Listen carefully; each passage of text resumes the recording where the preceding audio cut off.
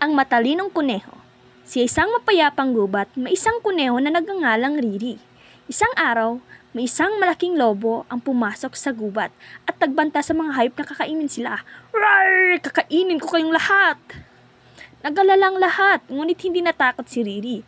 Naisip niyang gumawa ng plano. Nahuli niya ang atensyon ng lobo at sinabi, "Bakit di tayo magkaroon ng karera? Kung mananalo ka sa akin, ikaw ang magiging hari ng gubat." Natuwa ang lobo at pumayag, kaya't natakda sila ng takbuhan. Dumating na ang araw ng takbuhan at dumating na rin ang lobo. "Rar! Ano, handa ka na ba, kuneho? Hindi ka mananalo sa akin." Ang sagot ng lobo. Ang sabi naman ni Riri, "Hindi porket mahina ako, hindi na ako mananalo. Tignan na lang natin kung sino ang mananalo, lobo." Ngunit sa takbuhan, hindi alam ng lobo na maraming hadlang ang inilatag ni Riri sa daan ng lobo hanggang sa mapagod ito. Si Riri ay mabilis at nakatakas, natalo ang lobo at hindi na bumalik. Itinuro sa mga hayop na sa kabila ng takot, ang talino at tamang plano ay maaring lumampas sa lakas.